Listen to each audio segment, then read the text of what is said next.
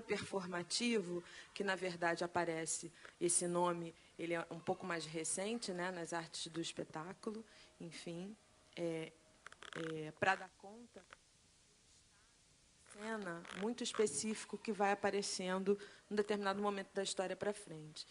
E esse estado performativo, quando ele aparece, ele informa, ajuda a gente a entender os outros estados interpretativos que existiam já na história da dança e que não recebiam esse nome. Não que seja a mesma coisa, mas esse conceito do estado performativo ajuda a gente a entender de outros modos, né, o que é estar em cena e o que é, enfim, performar, né, o que é, enfim, estar ali se apresentando. Bom, essas coisas todas, então, me importam bastante. E, no caso da dança, essa escrita dos intérpretes ao longo do século XX, né, ela vai se tornando cada vez mais visível e ela vai me interessando na medida em que, à medida que essa escrita vai se tornando cada vez mais aparente como uma escrita autoral e ela vai sendo cada vez mais reivindicada politicamente pelo próprio intérprete, a questão da política do intérprete vai aparecendo, né? Ela vai se tornando cada vez mais visível.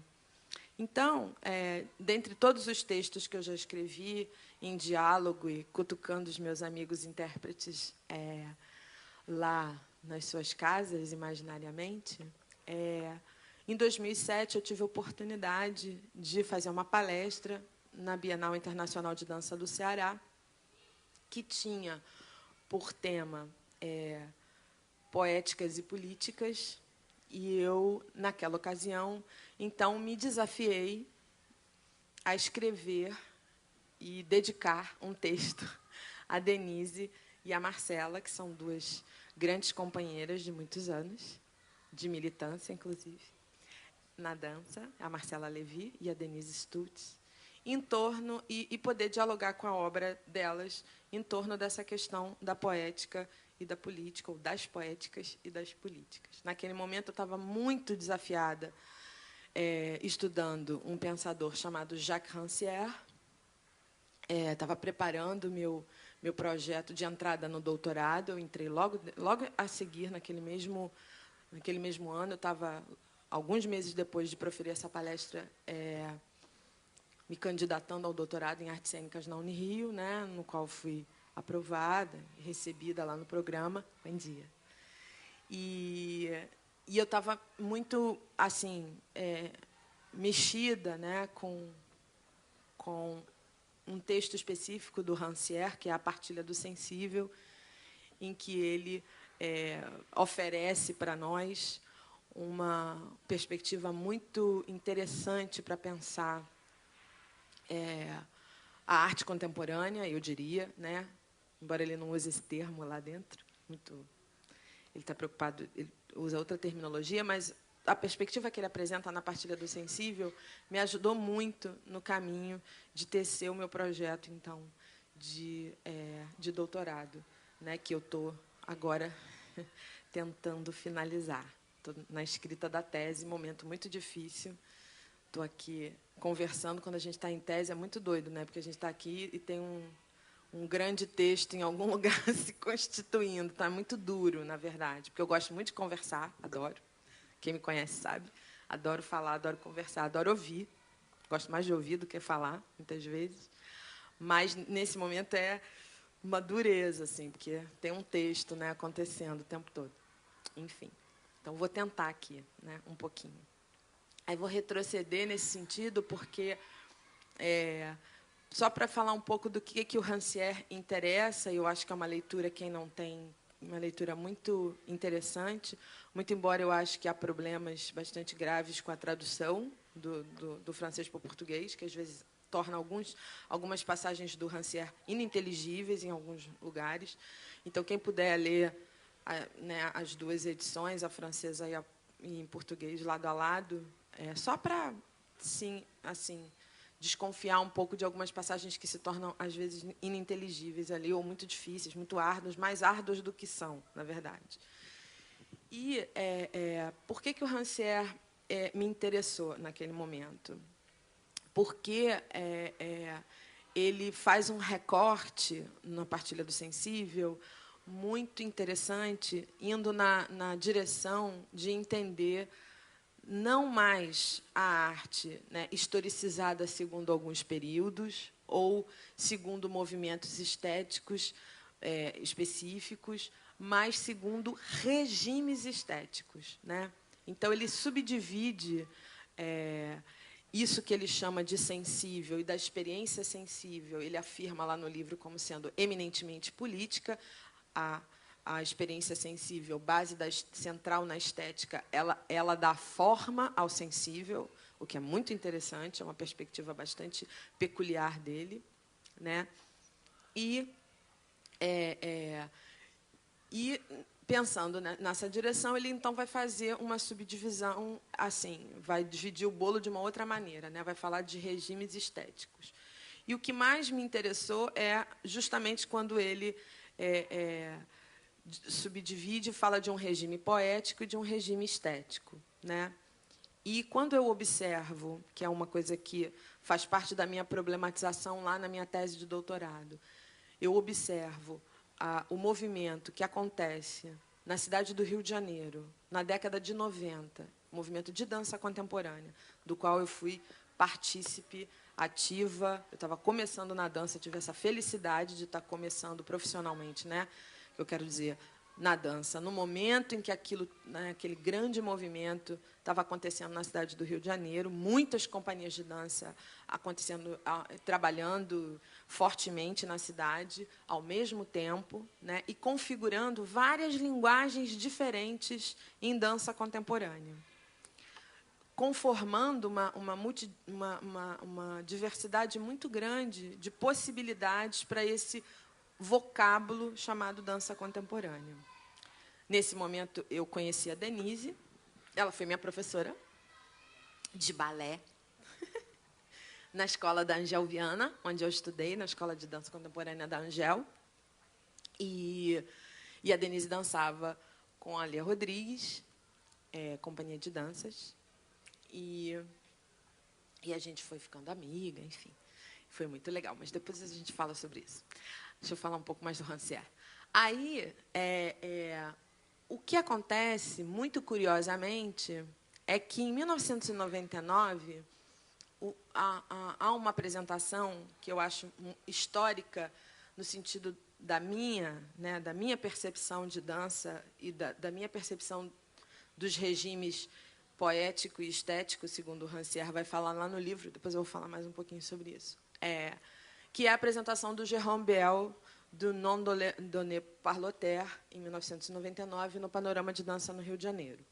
Foi um escândalo, muita gente gritou, enfim, saiu insultado lá com a obra do Jérôme Bel. E eu, particularmente, também fiquei muito incomodada. Aquilo me atravessou. Lá no projeto de doutorado, eu disse que aquilo machucou o meu devir. Eu acho que eu estava devindo eu achava, né, que eu estava devindo numa direção, se é que isso é possível, do ponto de vista da filosofia, mas enfim, e aquele espetáculo atravessou o meu samba, né? Meu samba estava indo, né, meu enredo estava indo naquela direção e apareceu uma coisa que atravessou o meu caminho. E se a gente observar no século XX, tem uma querela muito interessante, assim. Tem um crítico de arte muito importante de artes visuais chamado Clement Greenberg, que ele se constitui ali por volta da década de 40, 50, e é muito bonito porque ele se constitui como crítico, se inventando a partir de uma geração de pintores que estava aparecendo nos Estados Unidos, muito forte, né, do assim chamado expressionismo abstrato. E o Clement Greenberg é muito bonito porque ele vai inventar uma escrita de arte, uma possibilidade de pensar a arte a partir do diálogo com aquelas obras, né, que estavam ali aparecendo fortemente. E ele tem uma carreira brilhante, o Clement Greenberg, durante uma década inteira e tal. E ele é muito desafiado na década de 60, quando aparece a pop art. Então, tudo aquilo que ele havia construído, né, a consistência do trabalho dele, crítico, a partir, né, da exegese, digamos, de uma certa pintura, que ele acreditava como sendo assim a ponta final, né, digamos, da arte na sua aventura ocidental e na arte da modernidade. Eu acho que o devir dele também é machucado quando aparece a pop art na década de 60. E o que é muito curioso é que ele é genial, o Clement Greenberg, né? Ele é um grande crítico, é daqueles grandalhões mesmo, né? Que fazem a gente ver o mundo de forma diferente a partir da arte. Só que a infeliz posição do Clement Greenberg, ao invés, né, dele, porque o aparecimento da pop art, digamos assim, e de todas as manifestações da década de 60 para frente, assim, né, o minimalismo, a arte literalista, desafiam todo o corpus teórico que ele havia constituído até então e que era muito assim poderoso, né, muito forte, muito consistente, melhor dizendo. E a atitude dele, para o meu lamento, é que, como a pop art machuca o devir, né, das artes, tal como ele imaginava que ia acontecer, ele, ao invés de abraçar e receber e tentar se modificar a partir daquele caminho para onde a arte estava indo, digamos assim, apontando, que não correspondia ao que ele havia imaginado, ele rejeita, né? Ele desqualifica, ele rejeita, ele afasta, né, da sua experiência sensível aquela experiência específica que aqueles objetos e aquelas maluquices todas, enfim, muitas vezes são esquisitices bem malucas, da década de 60 estão propondo ao sensível, né? Sensível de cada um e ao sensível, esse grande sensível, do qual fala o Rancière, do qual fala o Kant também, e a Hannah Arendt, né? Então, sabendo disso, eu me provoquei no lugar de não deixar que a apresentação do Jérôme Bel, em 1999, que isso acontecesse comigo, né? E comecei, pelo contrário, a imaginar que o que vai surgindo em dança contemporânea, que é o do que eu posso falar com mais propriedade, né, vão sempre machucando os devires daquilo que a gente imaginava que seria o caminho por onde a dança iria, né? E isso, no Rio de Janeiro, é muito significativo, porque, se você olhar, existe uma geração muito forte da década de 90, cujos trabalhos estão um pouco tecidos em torno da figura central de um coreógrafo e uma economia de criação, portanto, pensada e gestada a partir desse contrato de criação, né? Um contrato de criação que tem um coreógrafo, a figura de um coreógrafo, de alguém que escreve movimento, portanto, no centro, né? E orbitando em torno dele toda uma equipe de criação e de produção, né? Trabalhando em função daquele projeto comum, que, afinal de contas, é a obra com dança contemporânea, não, a obra de dança contemporânea. A partir do final da década de 90, essa economia de criação, esse modus operandi, esse jeito de operar, ele sofre uma mudança radical. Isso, eu estou falando do Rio de Janeiro porque é meu objeto, tá? Mas isso acontece em muitos lugares, né? Vários intérpretes dessas mesmas companhias começam a migrar, a sair das companhias e, curiosamente, ao invés deles fundarem novas companhias, tá certo? Há, de certo modo, a gente poderia dizer, uma recusa, né, às vezes não tão consciente quanto pode parecer do que eu estou falando aqui, né, em fundar uma nova companhia e uma vontade de constituir os trabalhos segundo novos modos de gestão, invenção, criação, enfim, né, de trabalho, portanto. A Denise, sobre a falsidade dessa questão, sobre o equívoco que tem aí, né? Mas, de qualquer modo, eu penso que, por mais contemporâneo que eu seja, digamos assim, eu ainda percebo nesse litígio, esse litígio me faz perceber que há uma modernidade intrínseca, né? Há algo de Clement Greenberg em cada um de nós quando a gente lida com os devires da dança.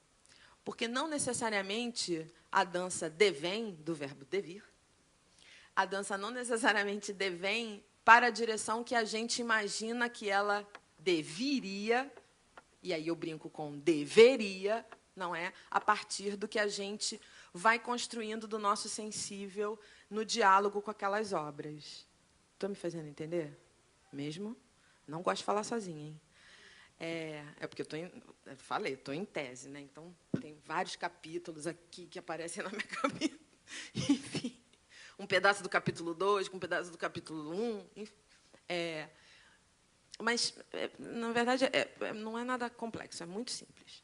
É só a gente entender que a arte ela tem um caminho, né, próprio de constituir um diálogo com o sensível, e ela vai constituindo um caminho que não necessariamente está sob o nosso controle, né?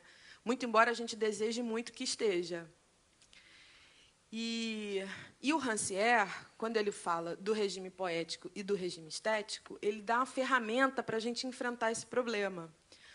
Porque ele fala que ele divide o mundo dessa maneira, né? E o que acontece, que eu sinto, é que a gente, às vezes, se dirige para obras que estão sendo constituídas no regime estético com exigências do regime poético, né? O regime poético, muito rapidamente, para não ficar uma aula aqui que não tem nada a ver, mas ele se constitui em torno da ideia de poiesis, da ideia de poética, né? De que eu tenho uma obra e de que essa obra encerra dentro dela, né, a gestão composicional dos elementos que ela mesma escolhe, elege para trabalhar, né? E então tem essa ideia de uma obra, né, de alguma coisa que constitui uma composição a partir de uma sintaxe dos elementos que estão sendo escolhidos ali, sejam eles movimento, luz, né, enfim, todos os elementos que estão sendo escolhidos, eleitos. E o regime estético, por outro lado, já vai num outro recorte, né? É a própria obra que se faz pergunta como obra, né? Ela se põe no mundo como uma pergunta, né? E, com isso, há toda uma nova aventura, digamos assim, né, da nossa lida com a arte, nesse diálogo com o sensível, né? E aí, me utilizando, então, de outros pensadores, eu acredito que, né, procuro defender isso na minha tese, que talvez a melhor maneira da gente lidar com isso é a gente enxergar essa contemporaneidade intrínseca que a arte contemporânea tem, por isso que o título da tese é Por uma desontologia da arte em sua eterna contemporaneidade, né? Que eu estou tentando constituir lá, tentar entender, dentro do vocábulo da dança contemporânea, esse regime estético o tempo inteiro se tecendo ali e nos empurrando para novas conformações do sensível, uma vez que essa produção de arte está muito delicadamente associada com as potências de heterogeneidade que a arte comporta no seu diálogo com o sensível, essa fabricação de um eterno devir, né? E um devir que a gente não sabe qual é, mas que de cuja construção a gente participa, e aí depende um pouco da nossa postura de participação nessa conformação desse devir das artes, que, portanto, é uma conformação dos devires do sensível. E o que é mais legal da partilha do sensível é que ele relaciona tudo isso com a política, né? Ele diz que esse embate do dissenso, né, dessa força do dissenso que a arte carrega nos seus devires, portanto, quando ela atravessa, né, o espectador no encontro que ela tem com ele, ela vai dando novas formas, conferindo novas formas às possibilidades políticas. Eu acho que isso tem tudo a ver com, inclusive, a entrada da palavra política no nosso vocabulário, muito distante do que poderia, né, até então, ser relacionado, política com exercício da praxis política ou da, né, política partidária, mas política como aquilo que, né, está definindo os modos como a gente partilha. Como a gente partilha, como a Andréa disse aqui no dia do lançamento do livro, partilha no sentido de como que a gente recorta e de como que a gente compartilha, né? E isso está aí imbricado uma política. Bom, então, um pouco isso que eu estou aí me detendo na minha tese. A Denise não é propriamente objeto da minha tese, porque, inclusive, na minha tese, eu politicamente me recuso a ter a arte como um exemplo ou um objeto, e procuro tecer um texto que dialoga com essa produção de arte da qual eu sou contemporânea. Então, nesse sentido, a Denise está dentro da minha tese, de alguma forma, né? E aí, pensando mais especificamente em tudo isso que eu falei, né, aqui, correlacionado com a D, minha amiga, e com o seu trabalho, o que é muito interessante, assim, que foi muito desafiador para nós, é que a gente tinha uma relação com a Denise, né, de conhecê-la, dos seus rigores e da sua excelência como bailarina e intérprete na Companhia da Lia, e antes ainda no Grupo Corpo, do qual ela fez parte. E, de um determinado momento para frente, depois a Denise vai contar isso com muito mais propriedade para nós do que eu posso fazer aqui, do meu ponto de vista, ela tomou parte numa residência que acontece no Rio de Janeiro em 2003, 2002, não, 2002. 2002, com o alemão Thomas Lehmann. Ela e um grupo de pessoas interessantes, o Gustavo Ciríaco, o Frederico Paredes, a Dani Lima.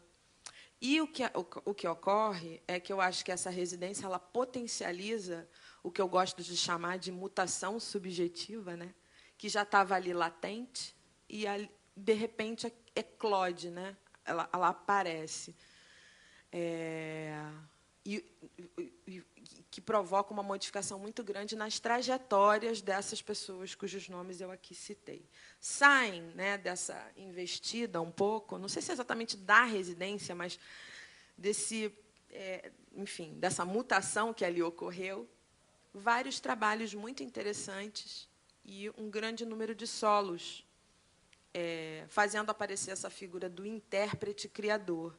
E a Denise, então, estreia no Rio de Janeiro, tempos depois, um solo, seu primeiro solo, creio eu, chamado Decor, né? E que foi muito impressionante quando a gente viu, né, aquilo se constituir. E depois ela criou mais 2 outros solos, depois um espetáculo chamado 3 Solos em um Tempo. Não vou roubar a sua fala para você poder falar.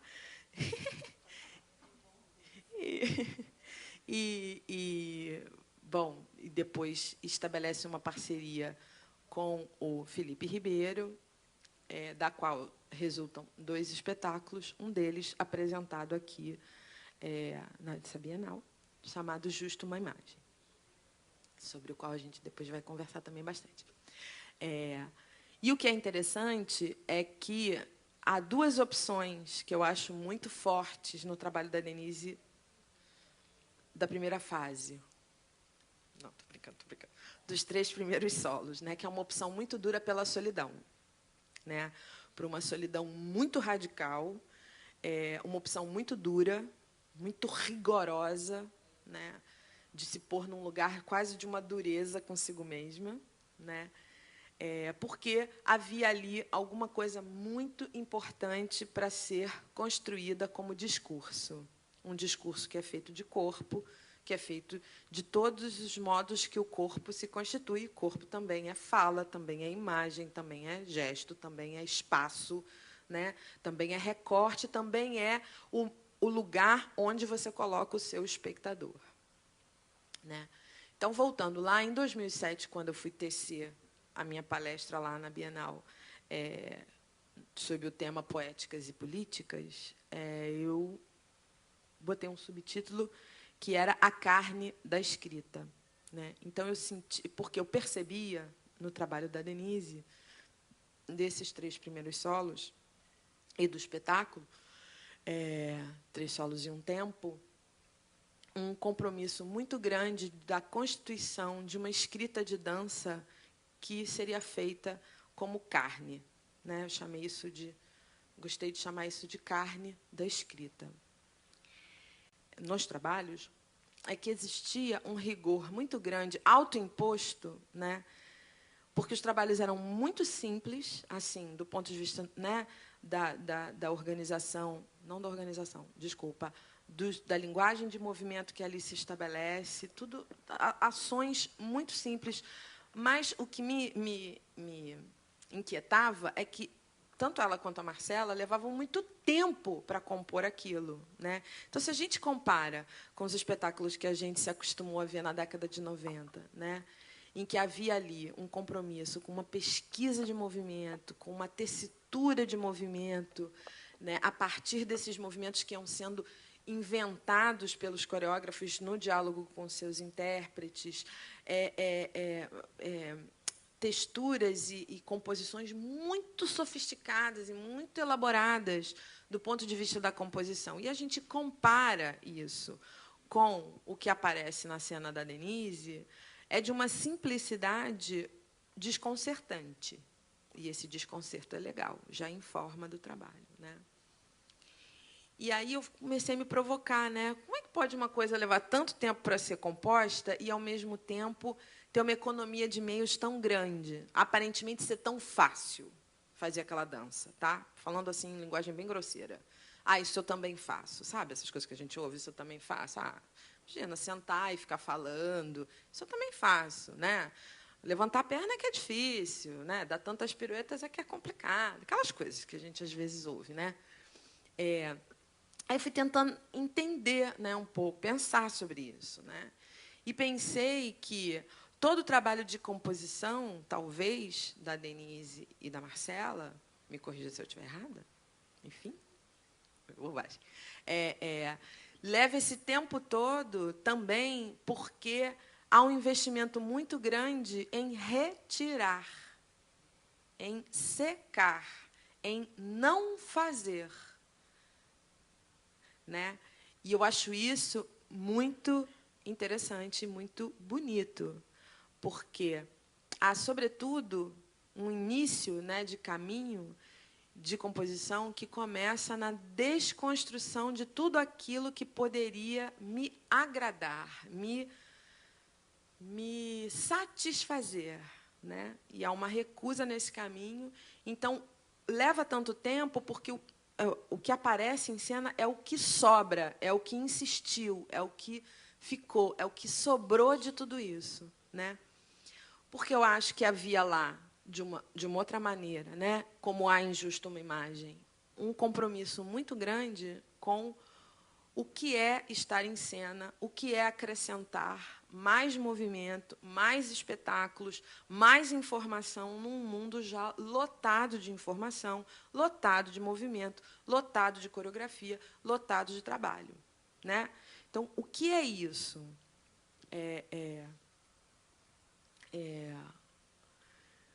Eu acho que isso, nos outros trabalhos, estava mais ligado a essa poética de uma carne da escrita, né? Só fica ali o que da minha carne, se eu tirar, nada há, né? Não sobraria nada. Então, só resta ali o que fica, sem o que nada haveria para ver. E esse risco, eu acho que ela também corre, né? E o que a coloca num estado performativo, então, voltando lá ao início da minha fala, um estado performativo muito específico e muito interessante, né? De enfrentar essa solidão muito grande e nos colocar, espectadores, então, numa proposta dialógica, de quem fabrica junto, de quem coproduz, né? De colabor, solicitar-nos nesse lugar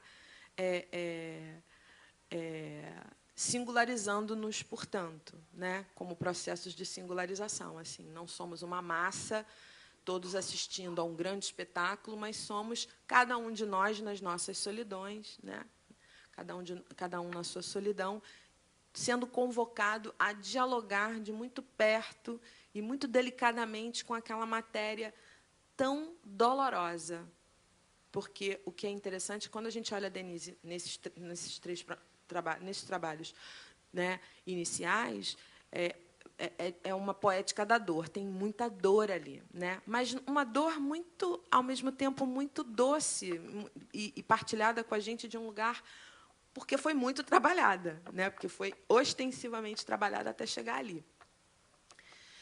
E o que eu acho interessante na trajetória da Denise é que, num determinado momento, essa opção dialógica entre ela e cada um de nós, né, espectadores, vai para a própria cena, né? Quando o modo como eu entendo, ela então se associa ao Felipe Ribeiro, né, e estabelecem ali em cena uma poética também, mais uma vez, muito delicada, gestada num compromisso político de só fazer sobrar ali aquilo sem o que nada haveria, né? E partilhando a tessitura de uma obra de dança a meio caminho entre a palavra, o gesto e a imagem.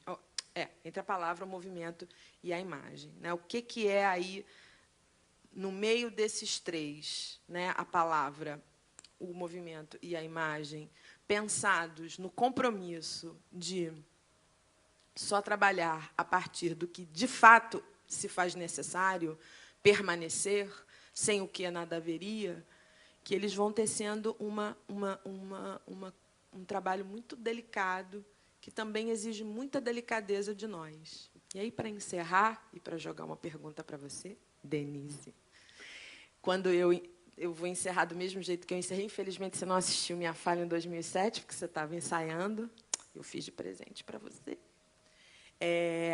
E aí eu encerrei minha fala falando assim, uma frase do José Celso Martinez Correia, que eu fiquei muito impressionada quando eu ouvi, que ele disse assim: a única contracena possível ao terrorismo é a delicadeza. E eu acho essa fala muito preciosa. Eu acho que ela, de alguma forma, de algum modo, se comunica com a delicadeza que se apresenta ali na tessitura do Justo uma Imagem e também de todos os seus trabalhos. Então, deixo essas palavras aí do Zé Celso: a única contracena possível ao terrorismo é a delicadeza.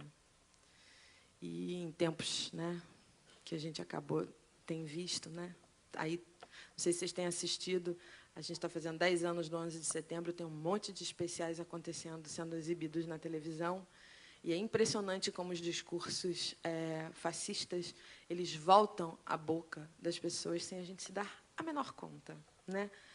E, às vezes, a gente opta por essas coisas até sem se dar conta de que está optando. E se autovalida em ações fascistas e terroristas como uma contracena possível ao próprio terrorismo. E aí, quando o Zé Celso fala isso, eu acho tão transformador, acho tão valioso, que eu deixo essa bola para você, Denise. Que é bonita essa frase, né? É o Zé Celso.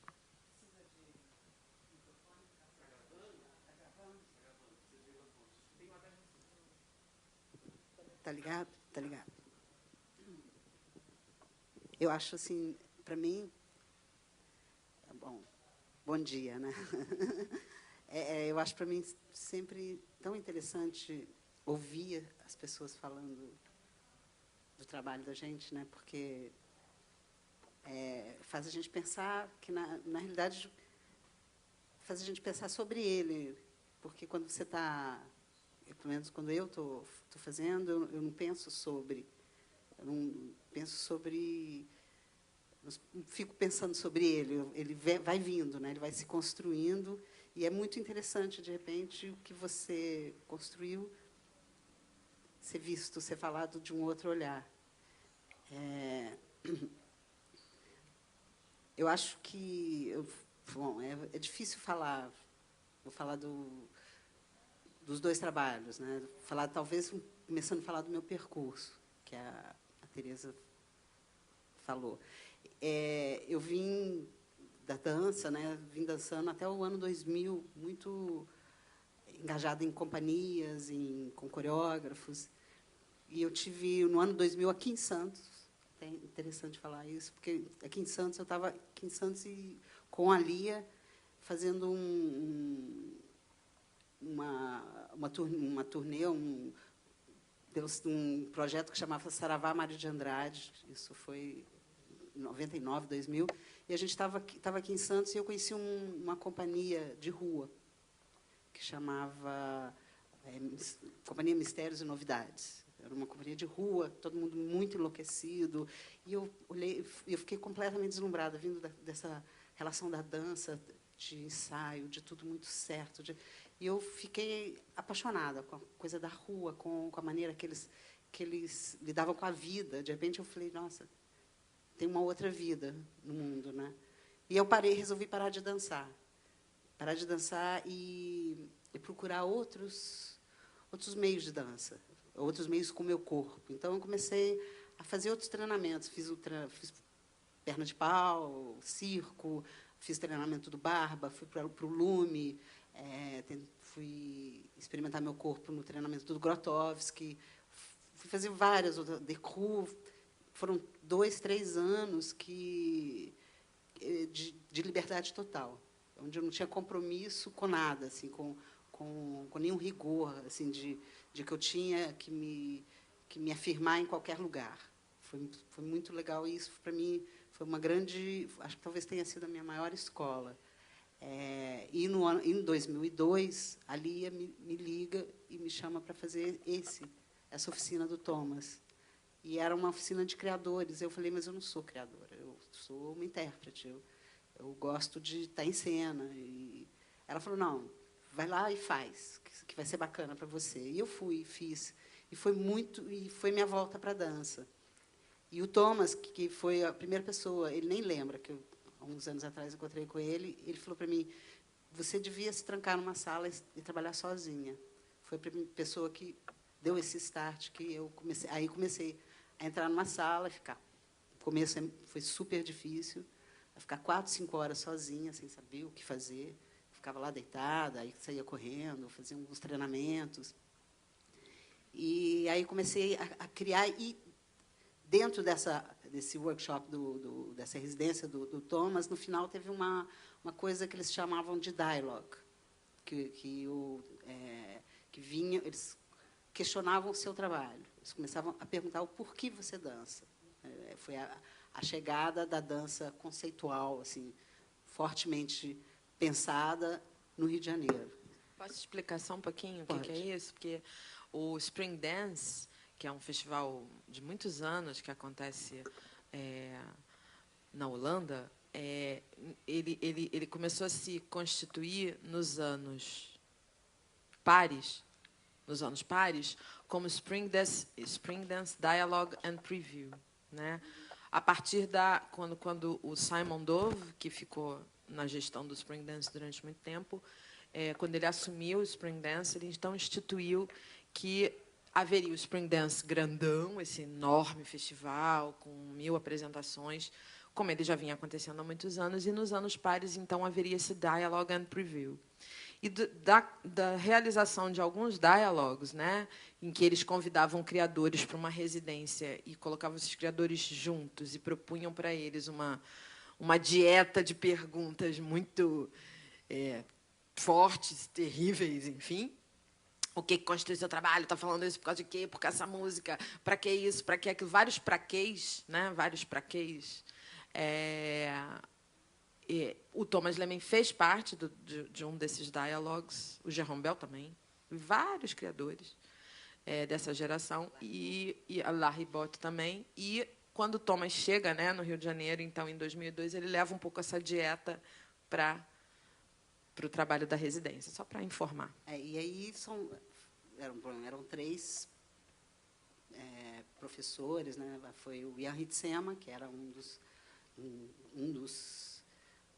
perguntadores, a Helena Katz e o Thomas. Isso a gente ficava 2 horas, eles na frente da gente, perguntando. Era uma análise quase lacaniana, né, do seu trabalho, em 2 horas.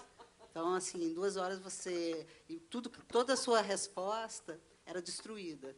Então, era assim, você dança porque você pensa em política, penso, eu sou uma pessoa política, então por que você não é vereador em vez de ser bailarino? Então, tudo que você... Era uma coisa que não era para te destruir, é para você pensar sobre o que você está falando também. E é daí... O que eu vou perguntar? Não. E aí, daí veio o meu primeiro solo, que era esse de cor, que era uma resposta a eles, né? Tem toda falada, e eu conto toda a minha história, de onde eu passei, até no final eu leio uma carta, que ainda existe no 3 Solos, ainda ficou, uma carta para eles, uma carta que eu coloco o porquê que eu danço. E no final da carta eu falo que eu queria, né, pelo todos esses pensamentos, porque a minha formação não é filosofia, não é acadêmica, inclusive a minha leitura sempre foi muito mais literatura. Então, enquanto todo mundo fala de Foucault, fala de Deleuze, eu li Dostoiévski, eu li Tchekhov. É onde eu me conheço. Ontem eu estava falando isso até com a Andréia, onde a cena, quando eu estou em cena, é o lugar onde eu me sinto mais livre, mais feliz, talvez, assim, onde eu tenho uma felicidade, onde eu sou muito tímida para falar, estar aqui conversando é bem difícil, mas em cena não, em cena é o lugar onde eu percebo que eu me aproximo e que eu me comunico com as pessoas, é ali em cena. E, ao mesmo tempo, é o lugar onde, para responder a todas as perguntas que eles fizeram, eu tive que fazer esse solo, eu tive que fazer essa resposta em cena. Então, trabalho sozinho o meu trabalho, mas eu tenho uma relação de trabalhar com diretores, tanto muito de teatro, mais de teatro, né, e de cinema e tal, que é uma outra vertente que eu tenho também. E eu me apaixono perdidamente pelas pessoas que eu trabalho. É uma paixão enlouquecedora, como foi, né? Tanto que, a Letícia sabe, eu fui casada com o primeiro diretor, com a Lia fui completamente apaixonada, e depois, quando eu comecei a trabalhar antes do Justo Uma Imagem, eu me apaixonei perdidamente pelo meu diretor espanhol, que ele veio para o Brasil para montar um projeto que chamam Políticos. E aí eu conheci ele no Rio e me apaixonei. Foi assim, eu trabalhei com ele, apaixonei a minha paixão pelo que eu me apaixono pelo diretor com o trabalho. Eu sou casada há 30 anos, então assim, é uma paixão muito profunda, porque tem uma relação do meu trabalho é muito profunda. Então, me apaixonei por esse diretor. Fiquei 2 anos trabalhando com ele. E quando eu comecei... só que, no meio do caminho, a paixão acabou, né? Então, eu ganhei rumos. Então, eu tinha que continuar o trabalho falar sobre uma coisa que já não tinha tanto sentido, assim, né? Colocar para aqui eu enxergar aquela relação que já não tinha mais. E aí, nesse meio do caminho, eu encontrei o Felipe Ribeiro. Então, ele desviou a paixão, e eu me apaixonei pelo Felipe, né, que aí a gente começou a trabalhar junto, apaixonado, e aí vem quase que uma declaração nossa, de uma conversa nossa, que ele não estava em cena no começo, e depois eu falei, põe imagem, vamos trabalhando, vamos... E a gente persiste essa paixão. Só que não é mais paixão, agora já é uma parceria. Então, depois que eu fazia 1 ano que a gente não fazia o Justo Uma Imagem, e depois que a gente estreou, eu percebi que não dava mais para ser um espetáculo estruturado. Quer dizer, tem a estrutura, e depois, no dia seguinte que a gente fez aqui, eu percebi que eu não podia saber o que eu ia fazer, eu não podia saber o que eu ia falar. Isso tinha que ser feito a partir do momento que eu estivesse em cena. E tanto que o dia uma outra relação com o trabalho, que até então eu tinha eu pensava em fazer o trabalho. Era um trabalho que, para mim, já tinha se esgotado, exatamente porque vinha de duas relações, né, com o espanhol, e já tinha entrado na relação com o Felipe. Eu pensava, não, esse trabalho já não me interessa mais falar sobre ele. Aí, no segundo dia que eu fiz aqui, ele passou a me interessar. Eu falei, é isso, é um trabalho que eu tenho realmente que estar em risco o tempo todo em cena. Ele tem que ser um trabalho que eu não posso saber o que eu vou fazer. Porque, quer dizer, ele tem as estruturas dele, que eu passo por ela, mas eu tenho que deixar ele existir. E está no risco. Pode ser que, no momento, não passa nada. E não fazer nada nesse momento que não passa nada mesmo. E foi muito bacana. E eu acho que esse é o lugar onde eu estou atualmente, assim, pensando nos meus trabalhos. Que lugar não é... Eu acho que gosto muito de trabalhar com improvisação. Então, assim, só que trabalhar com improvisação é um trabalho muito mais árduo do que trabalhar com estrutura. É um trabalho que você está trabalhando o tempo todo. Não que com a estrutura você não está, mas você tem que estar se desconstruindo o tempo todo para construir alguma coisa. E hoje eu sinto que o Justo Imagem é isso. Assim, eu não posso e não está muito pensando no resultado que ele vai ser. Eu tenho que estar dialogando com ele, abrindo ele para estar em diálogo com o outro o tempo todo, para estar em diálogo com o Felipe, para estar em diálogo com a imagem, para estar em diálogo com o movimento e com a palavra. Então, isso tudo, dentro desse trabalho, agora que eu estou entendendo ele, eu levo muito tempo para entender um trabalho também. Assim, como a Teresa está falando do meu trabalho, é sempre engraçado ouvir falar dele, porque eu levo muito tempo para entender. Eu desconstruo, construo. Tanto 3 solos, ele vem dos 3 solos que eu fiz, eu desconstruí todos para reconstruir eles. E agora ele é fechado, é isso. Depois eu estreiei em 2003 o primeiro, 2005 o segundo, 2007 o terceiro, e em 2008 os 3 juntos.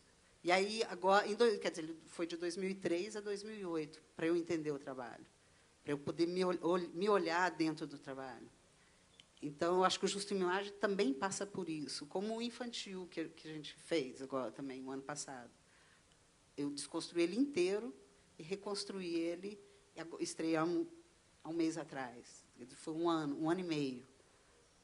Enfim, aí eu sinto que o meu trabalho, ele toma uma vida própria que eu tenho que entender ele, porque se eu quiser segurar, ele se formaliza, ele fica solene, ele tem uma solenidade que não me interessa trabalhar ele, para mim. E esse é o caminho que, nesse momento, eu estou indo muito mais por ele do que formatando, não sei, é o que está me interessando agora. Também pode ser que daqui a... Nada é absoluto também. Pode ser que daqui a pouco isso não me interesse mais. Isso tudo, estou falando, que eu vou me reconstruindo com o que já foi construído também. Quero, assim, é bem claro que, por todas essas paixões que eu passei, elas estão muito no meu corpo. E eu tenho muito carinho e amor por elas, porque eu só estou aqui, eu sempre penso isso, eu só estou aqui porque eu passei por todas essas pessoas, e elas estão dentro do meu corpo e dentro da minha história. Então, todo o meu trabalho, eu carrego todo esse tempo e todas essas pessoas que estão dentro, só que ele vai se reconstruindo. Claro que cada vez entra mais gente, né, na minha vida, você vai se apaixonando mais, então mais pessoas entram nesse lugar. Acho que é isso, né? Respondi você? Nem sei. Depois que eu fiz, quando eu defendi o meu projeto para entrar no doutorado, que eu fui arguída pela banca, um pouco dialogue preview, como você foi arguída lá pelo Uritsema, pela Helena e pelo Thomas, eu escrevi um texto, eu estava muito dolorida depois de fazer essa entrevista, e eu escrevi assim, perguntar pode ser um ato de dar chance ao outro de estabelecer uma deriva. E aí a gente se sente respondido, né? não é muito assim que a gente é perguntado, sobretudo numa entrevista de entrada no doutorado ou numa arguição de uma defesa de tese, enfim. Adoraria que a academia pudesse ser atravessada por essa política dos afetos também, né? Que faz com que a gente pergunte com vontade, de fato, de saber, né? Vontade de saber e vontade de dar oportunidade ao outro de derivar e dar o seu melhor, digamos assim. Então, claro que eu fui respondida. Exatamente, vou ter que responder tudo isso. Isso a gente estava comentando na porta do hotel, porque uma vez eu fiz uma ocasião parecida com essa, lá no Rio de Janeiro, com a Vera Manteiro, e aí eu fiz toda uma fala, como eu fiz aqui, blá, blá, blá, blá, blá, blá, blá. No final, botei uma pergunta para ela, e ela me sacaneou de volta, parou assim, fez uma pausa e falou assim, mas eu vou ter que responder tudo isso? Claro que não. Enfim, depois ela ficou à vontade, falou, mas ela fez essa brincadeira, essa provocação. Bacana. Eu fiz um trabalho de casa que eu gostei muito de fazer e que eu aconselho que vocês façam também, que é muito legal, que é ir lá no denisestutz.wordpress.com, acho que é. E lá tem um diário de bordo da pesquisa do Justo Uma Imagem, né? Muito bem assim, organizada, mas também de forma muito simples, né? Você foi lá postando as coisas que iam acontecendo durante o processo de composição e de vivência e de enfrentamento do Justo Uma Imagem. Aí eu fui lá escarafunchar os alfarrábios de Denise Stutz. Não, tem muita coisa legal, Dedê, tem muita coisa legal. Eu nem vou comentar metade de coisa legal que tem lá. Aí eu elegi assim algumas coisas que você lá comenta, só para a gente, enfim, fazer aqui uma tentativa. Em dezembro de 2009, você posta uma simples frase, você diz assim, destruir para ver o que resiste ou resistir à destruição. Aí você quer falar um pouquinho sobre isso para nós? Destruir para ver o que resiste ou resistir à destruição? É uma pergunta, um post que tem lá. Então, isso aí é exatamente o final, porque, bom, quando eu estava trabalhando com o Fernando, que é esse diretor de Madrid, quando acabou a nossa turnê pela Espanha, a gente fez México, Espanha, com ele, e ele tinha uma... Foi super bacana, porque ele é muito político, e ele tinha um grupo em Madrid durante um tempo, e ele recebia dinheiro do governo de Madrid. E os trabalhos deles eram muito voltados a falar sobre política e falar mal do governo, né? Mal, como a gente, né? Alguns trabalhos que a gente era questionar, e aí ele questionou ele mesmo, ele falou assim, bom, por que eu estou recebendo esse dinheiro e falando sobre isso? Então eu não posso receber esse dinheiro. Então ele devolveu o dinheiro, falou com o grupo, quem quisesse ficar, ficava, quem não quisesse, e também resolveu sair pelo mundo para buscar pessoas para trabalhar. E aí ele tentar conseguir apoio nos lugares que ele estava trabalhando. Então, ele foi para a África, e foi para o México, e terminou no Brasil. E aí teve todo esse trabalho, e a gente fazia uns turnês muito loucas. Na Espanha era de carro emprestado do amigo, a gente dançava em espaços muito garagens, eram espaços trabalhar sem ele. Foi a primeira coisa que veio. Eu mandei um cartão postal para ele, e ele voltou, falou, nossa, pensei tanto em tanta coisa na poesia, de como a gente se relacionaria com o Miró, né, no espaço, no movimento que cria imagem. E aí, nessa época, a gente começou a voltar a trabalhar junto, ele veio para o Brasil, tudo com o dinheiro dele mesmo, e a gente começou a trabalhar, conseguiu uma sala, a gente começou a trabalhar, e a gente começou a não se entender em sala. Tudo que a gente tinha se entendido, no começo, a gente não conseguia se entender. O que ele pedia, eu não entendia, o que eu fazia, o que eu pedia, foi um caos. Era um caos. E tudo que a gente tinha construído, então, aí eu comecei a pensar, será que eu continuo? O que eu faço? E vem muito, essa frase vem muito desse lugar de como continuar, né? Como continuar com esse conflito, que não era conflito. O conflito a gente teve no começo. No começo, quando ele chegou no Brasil, que ele, por exemplo, ele queria muito falar sobre a pobreza, sobre as pessoas de rua, e eu falava, mas quem é você? Vim da Europa para falar disso aqui. E, em alguns momentos, a gente discutia. Aí a gente discutia muito sobre isso, sobre esse olhar, ontem a gente falou isso aqui, sobre o olhar estrangeiro, né? E, em alguns momentos, nas nossas discussões, que ele se impunha muito, o que mais importava nesse trabalho. Enfim, foi um processo bem nesse lugar de desconstruir mais uma, porque o que eu sinto, Letícia, que está aqui comigo, que também dançou no corpo, sabe disso, é um pouco isso, essas coisas, isso tudo que a gente passou, na realidade, eles ficam, está lá, né, no corpo, está lá impresso no corpo, e como é que a gente desconstrói tudo que é além do que precisa estar, do que é quase estereotipado daquilo que a gente construiu no corpo, mas tem coisas que estão lá e que é o impresso, é a nossa história. E como é que a gente desconstrói? É muito doloroso desconstruir o excesso, né? Para ficar, isso que você falou, o excesso, para ficar o que realmente está lá. Aquilo sem o que nada haveria. Né? Exatamente. Claro, por favor. Não. Um segundo.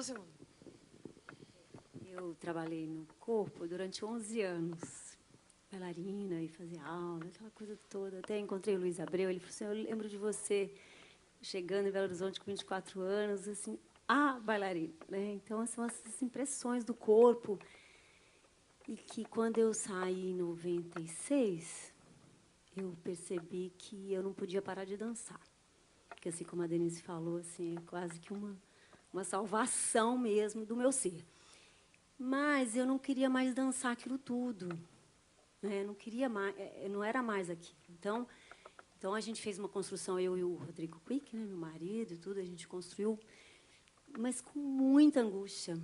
É muita angústia você até negar, você quer negar, porque, imagina, 11 anos, né, de colaboração com o Rodrigo Pederneiras mesmo, porque a gente ali colaborou muito com a linguagem. Então, como tirar isso desse corpo, como processar esse corpo, né? Então, escutando a Denise, eu fiquei até emocionada, porque assim, é muito doloroso. A gente fez um trabalho que chama Dos Tornozelos à Alma, a gente nem levanta, é só no chão. Porque, se levantar, vai sair a movimentação do Rodrigo. Sai. Aí sai. Mas então vou para o chão, fica no chão. Aí, assim, alguma coisa até as pessoas até talvez criticaram, mas por que não levanta? Porque a gente não conseguia levantar. Aí fomos trabalhar com as técnicas somáticas, entendeu? Aí vamos lá para o interno, vamos ver o que é que tem dentro desse corpo para poder processar. Então, é bonito ver esse processo assim, da Denise, porque eu também assim, vivi intensamente companhia de dança. E a Quick também é uma companhia que tem o Rodrigo que coreografa, e eu também tive que romper, eu também tive que buscar, cadê a Letícia, cadê eu, né, ali na movimentação. Então, eu gostei muito de estar ouvindo a Denise, sabe? Porque eu nem conhecia direito a história, mas passa por essas questões aí. Então, eu tive que compartilhar emocionadamente, né, esse diálogo. Posso só falar uma coisa? Eu ano passado, eu fiz uma palestra também lá em Fortaleza, e ela era uma palestra assim muito, eu estava muito mexida na hora de fazer, sabe? Era meio um protesto assim, porque quando a gente olha cada trajetória, assim, cada trabalho, quando a gente faz esse exercício de delicadeza e de dedicação, a gente entende de outro modo, completamente diferente, por que tão pouco movimento numa dança mais recente. A gente consegue abrir mão desse preconceito que a gente tem um pouco e consegue olhar cada trabalho.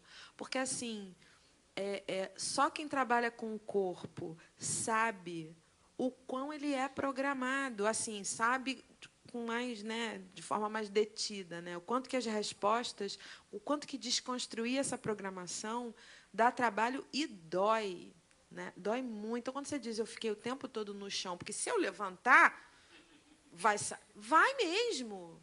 Vai pulando, literalmente. Que é maravilhoso, né? A linguagem é maravilhoso, tá claro. aqui dentro e eu ainda uso e aí. Óbvio. Mas agora eu consigo ficar mais em paz aí, porque também foi um crescimento, 10 anos, né? A Companhia Quick já tem 10 anos aí.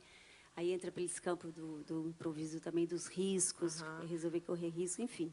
E quando Mas você fala que você foi para os métodos somáticos, eu fico tão feliz, assim, porque eu acabei de escrever um texto, estou muito movida, acabei de entregar, falando um pouco lá para o seminário de Joinville esse ano, que me foi pedido falar sobre um conceito do Foucault, que é muito legal e muito desafiador, que é o cuidado de si, e pensar isso na dança, né? E eu... Então, fiz a palestra lá em julho e acabei de entregar o texto. E como me move, né, há muito tempo isso, que é como é que a gente pode atravessar os processos formativos em dança com autonomia, independente da dança que você está ensinando, ou trabalhando ou aprendendo, né? Porque eu acho que a angústia maior passa por desconstruir não a dança do Rodrigo, não a tal dança ou tal linguagem, mas o que eu gostei, que eu dando aula na graduação do semestre passado, eu cheguei a essa frase assim: desconstruir os modos como você aprendeu a aprender. É aí onde está o problema, eu acho, nos processos formativos. Não adianta você mexer na dança que você está ensinando se você não mexe nos modos como você mesmo aprendeu a aprender, porque você vai ensinar desse jeito, não tem jeito.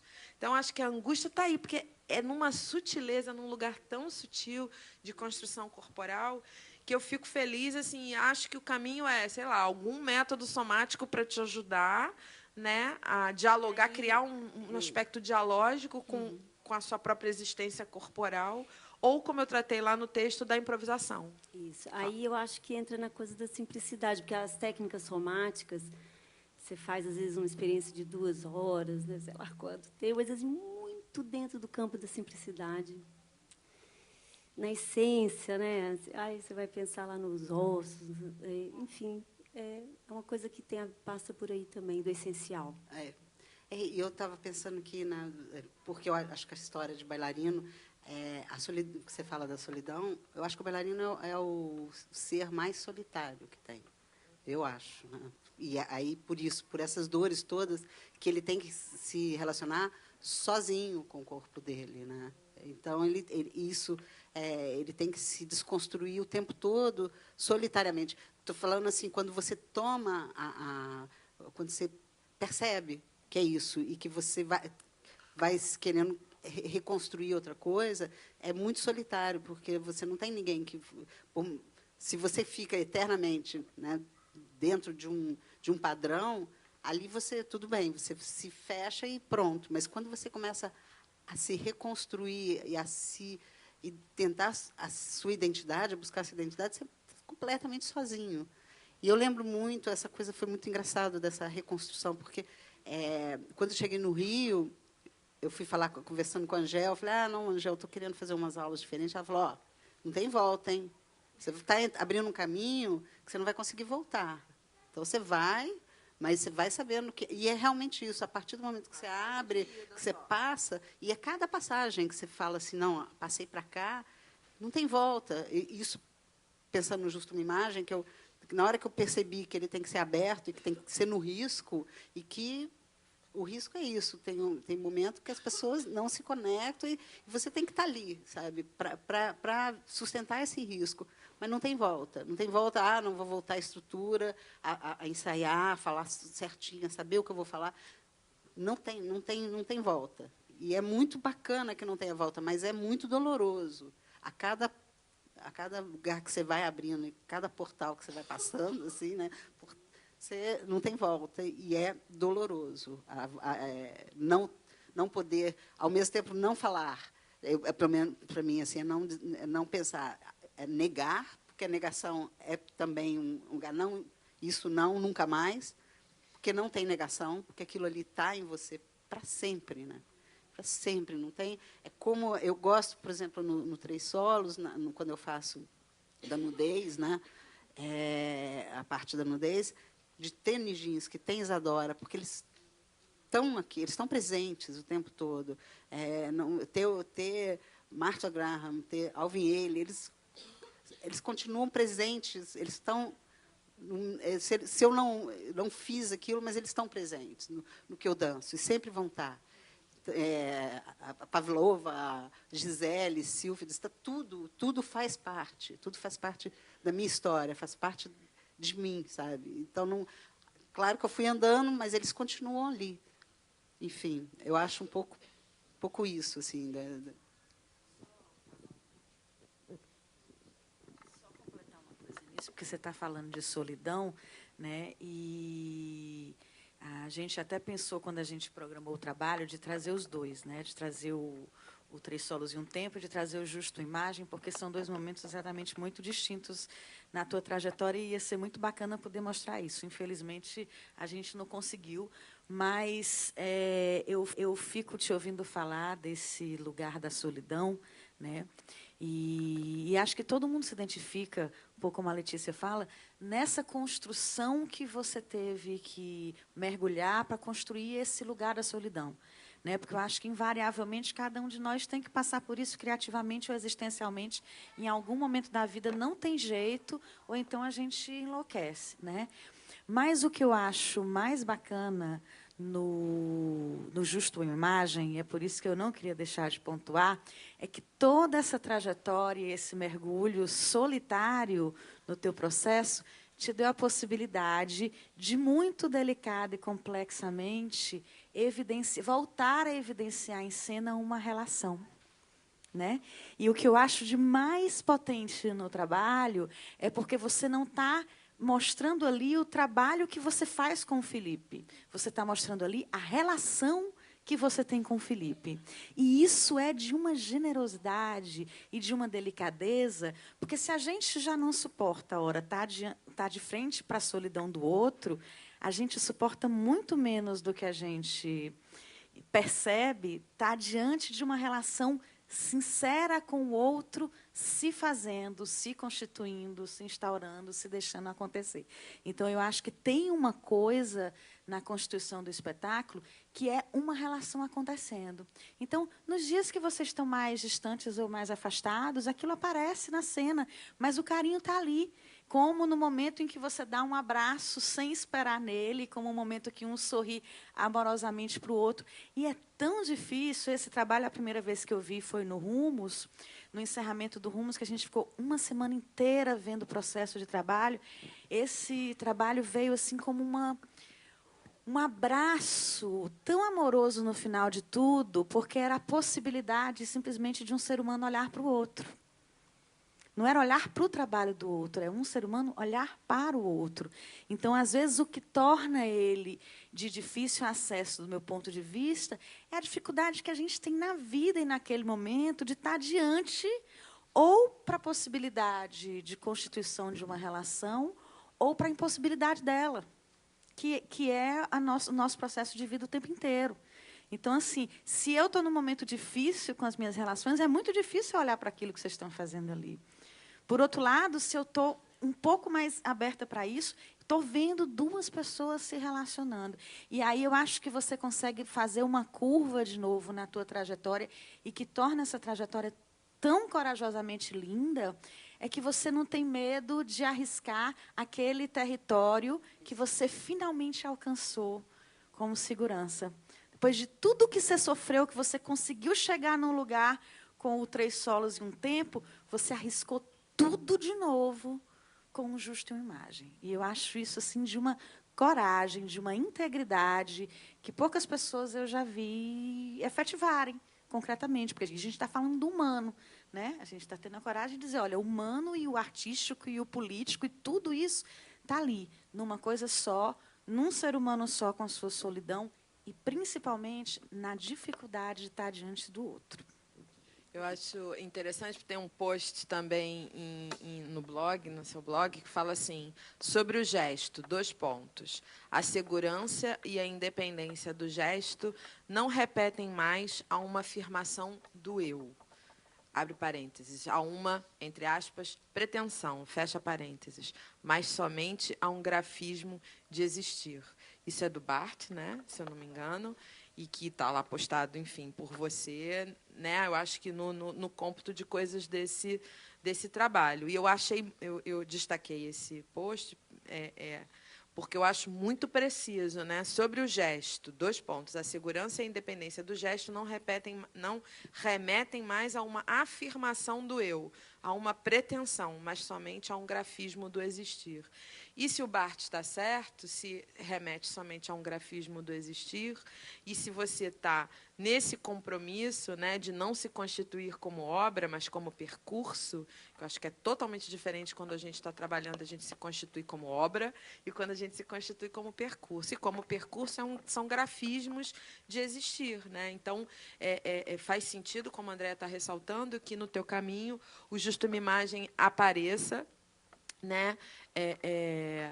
E, ao mesmo tempo, que ele também se comunique com todos os outros trabalhos, no sentido não de afirmação e desenvolvimento de uma obra, né, que consecutivamente, logicamente, vai se desenvolvendo, mas que vai secando, cada vez mais secando aquilo que já conquistou, né, para que aquilo que você conquista como linguagem, como recurso, como possibilidade de cena, não se constitua como escola, né? Que eu acho que é uma atitude também muito próxima desses criadores aos quais a gente confere o nome de contemporâneos, né?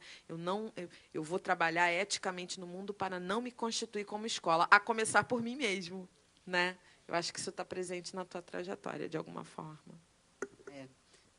Acho que tem isso, tanto que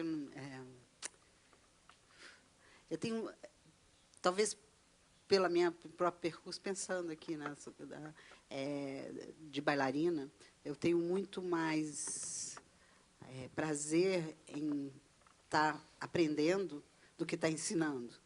E para estar ensinando, eu tenho que estar aprendendo e ensinando também.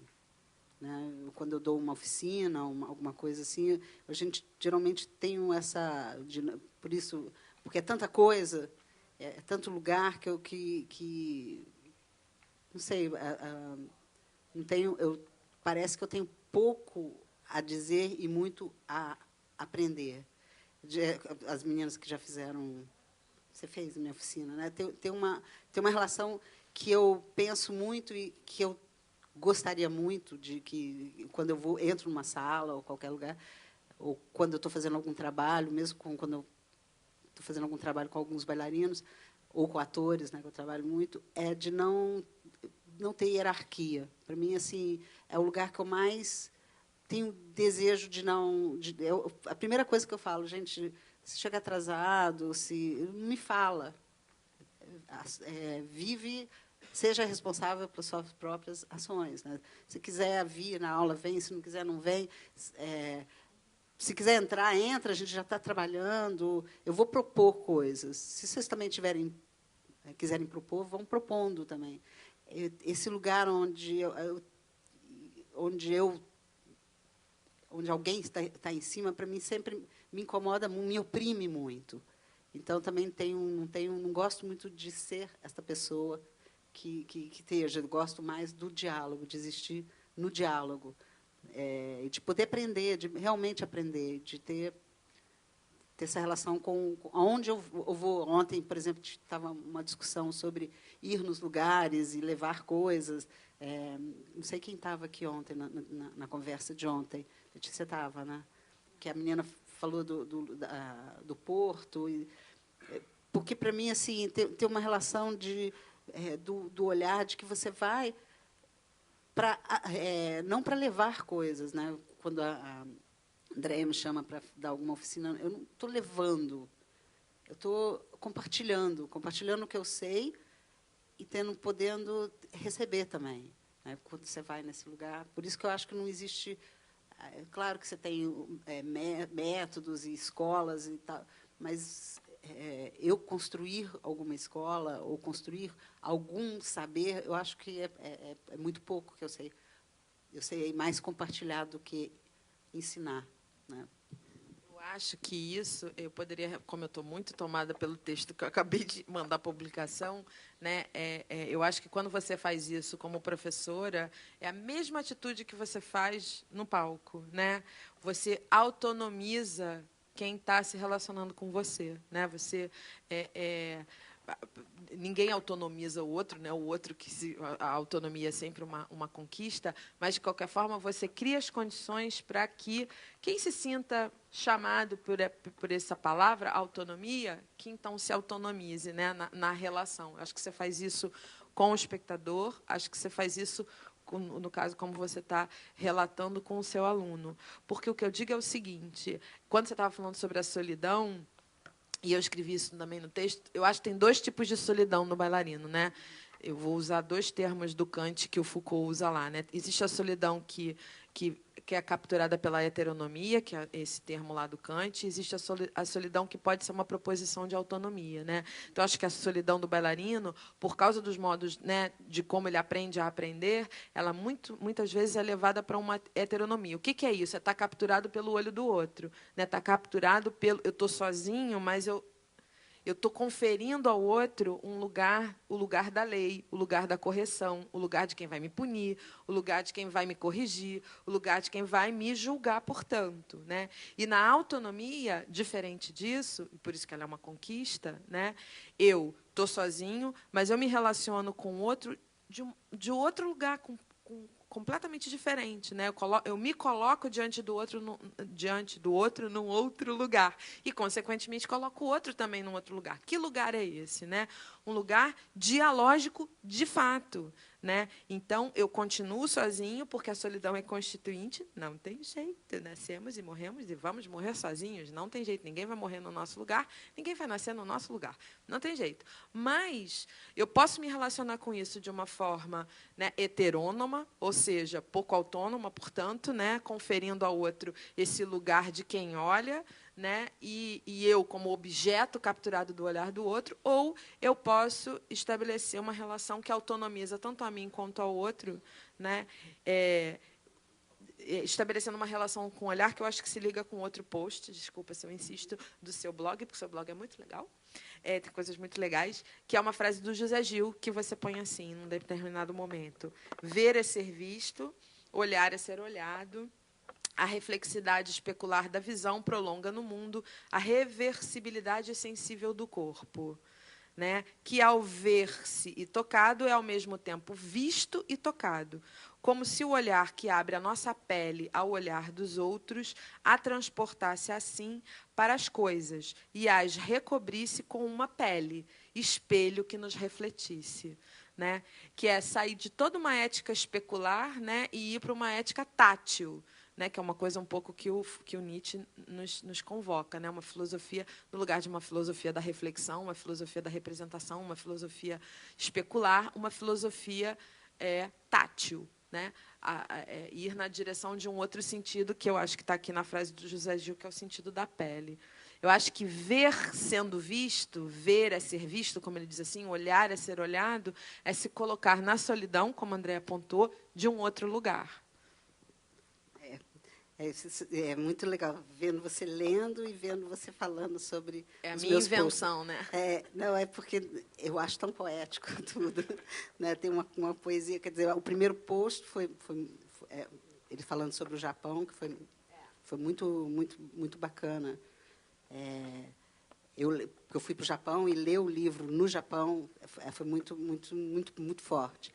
Mas aí eu queria falar um pouco também sobre o Felipe, que eu acho que é super importante falar sobre ele, sobre a presença dele, né? Porque é uma presença, primeiro, é uma presença que me traz tanta coisa, até fico emocionada. Não queria falar muito dele, porque eu fico emocionada.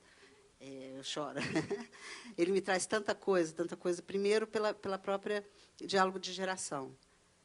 Eu tenho um filho quase da idade dele. Não quase, o Felipe tem 33, 34, o Guilherme tem 27. Então, ele me traz um outro tempo e me traz outro lugar, né? Porque eu tenho uma intensidade muito grande. A solidão, para mim, é esse lugar, né, meio clariciano. Eu sou muito clariciana. Esse lugar onde, né, vamos falar da morte, é mais fácil do que falar da vida. E o Felipe me traz a vida, né? Me traz a luz, né? A alegria. E foi muito... Quando, no Rumos, eu lia muito e-mails que falavam sobre essa alegria que ele me trazia. Então, ele me traz um outro espaço na vida e um outro espaço no trabalho. E, realmente, de todos os criadores que eu trabalhei, fora o Kiki, que é o Henrique Dias, que eu trabalho, que é de uma intensidade, de uma paixão, de uma loucura, e que é do teatro, então ele tem uma outra relação com o mundo, assim, ele tem uma alegria macunaíma, assim, ele é muito macunaíma. Os outros têm essa intensidade. Rodrigo, apesar de ser essa pessoa fofa, ele tem uma intensidade, né, essa coisa também profunda que vai... Não que não seja profunda, a alegria é muito profunda também, de um outro lugar, né, de uma outra superfície, né? Não quer dizer que a superfície seja superficial, rasa, não. Né? Isso eu aprendi muito com o Felipe. A superfície é pele, né? Então, não é rasa. Né? Então, ele me trouxe muito isso. O Justo Uma Imagem fala sobre isso. Por isso, tanto amor por ele, tanto mesmo quando a gente entra nos conflitos, são exatamente esses conflitos, né? De como que é esse lugar que é denso, dessa densidade, de sair um pouco disso também. Ele me traz esse lugar de pensar fora disso, que esse lugar é um lugar bom de se falar também. Né? Quando a gente fala nesse lugar que é da surpresa, de ser surpreendido, de ser alegre, de ser feliz, é muito bom. Então, ele me traz é como se me jogasse... Sabe quando você está com muito calor e entra debaixo de uma cachoeira? Ele me traz esse frescor. Né? Enfim, ele é a outra ponta que me faz comunicar. Né? Bate aqui, comunica lá. Sabe? Comunicamos todos pelo afeto, né? Pelo carinho, por esse lugar que é muito novo para mim, na realidade. Enfim, por isso que eu queria falar um pouco sobre ele. Eu acho muito bonito que essa frase que eu tenha lido, ela apareça justamente no processo do Justo Uma Imagem, porque, sabidamente, o Felipe é uma pessoa que lida com as imagens, ele é a pessoa das imagens. Né? E o que é muito interessante é que, apesar de ser, ou graças a ser, a pessoa das imagens, ele lida com isso também, né, a partir de uma ética da secura, do só resta ali o que precisa restar, sem o que nada haveria. Né? Então, eu acho muito interessante que vocês, ao se relacionarem, né, tendo um pouco como operador aí desse diálogo a questão da imagem, né, que vem uma frase como essa do José Gil: ver é ser visto, olhar é ser olhado. Quer dizer, vocês mesmos já estão se impondo trabalhar, se impondo numa boa, né, se propondo o rigor de trabalhar a partir de um outro regime de imagem também. Né, o que é muito interessante, né, porque isso é uma contribuição que vem fortemente, obviamente, né, do Felipe e, obviamente, do espaço que vocês constituem entre vocês. Quando isso aparece em cena, o que é bonito, né, e que eu acho que é aí o tanto que ele está trazendo, né, para a tua trajetória desse diálogo, é o quanto que isso pode ali se constituir como uma imagem desse outro lugar. Né? Não como uma imagem que se acrescenta a tantas imagens já tão produzidas e veiculadas no mundo, mas uma outra qualidade de imagem, né? Uma outra qualidade de ver, que, mais uma vez, é por onde vocês estão se propondo se olhar, né, ver é ser visto, e é também por onde vocês estão propondo ser olhados e ser vistos, né, pela plateia, que eu acho Acho muito especial isso. Ali, né? Como isso se constitui. Enfim. Poeticamente. Muito obrigada, gente. Obrigada por terem vindo aqui nessa manhã compartilhar com a gente.